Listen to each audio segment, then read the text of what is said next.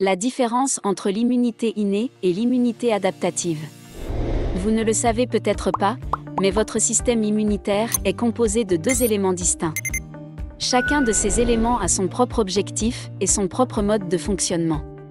Nous pensons qu'il est important que vous compreniez ces différences pour être conscient du fonctionnement de votre système immunitaire. Immunité innée et immunité adaptative. Les deux catégories de votre système immunitaire sont appelées immunité innée et immunité adaptative.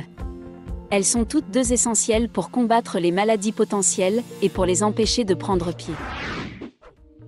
Il est très important que vous compreniez leur fonctionnement afin de savoir comment votre système immunitaire vous protège des maladies. L'immunité innée. Votre première ligne de défense est votre immunité innée. Elle empêche les agents pathogènes de se frayer un chemin dans votre corps en premier lieu. Votre immunité innée ne s'attaque pas à un type particulier d'agents pathogènes. Souvent, l'immunité innée est de nature non spécifique, car elle cible tout ce qu'elle découvre dans votre corps et qui ne devrait pas s'y trouver, plutôt que de s'attaquer à un type spécifique d'agents pathogènes. Deux parties importantes de votre immunité innée que vous connaissez bien sont votre peau et vos cheveux. Votre peau est vitale, car elle constitue une barrière entre votre corps et le monde extérieur.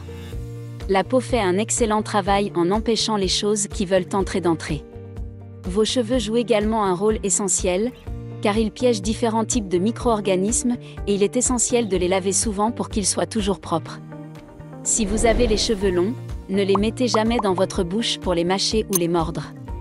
Vous ne savez jamais quel type de micro-organismes nuisibles vos cheveux ont été piégés, et vous ne voulez pas les avoir dans votre bouche. Il y a beaucoup d'autres parties internes à votre immunité innée, et l'une d'entre elles est le mucus.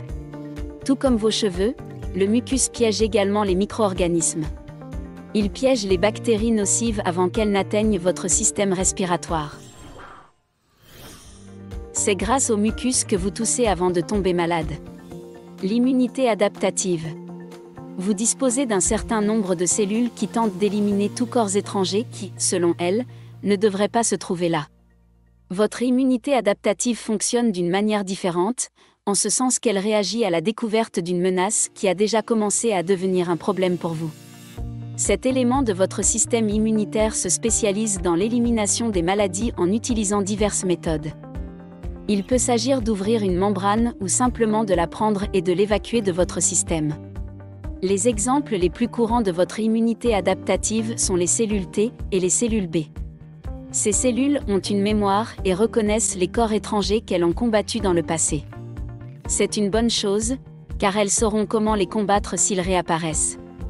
Lorsque ces cellules voient une menace, elles essaient de l'identifier afin de savoir quoi faire pour l'éliminer. Portez-vous bien et faites attention à vous.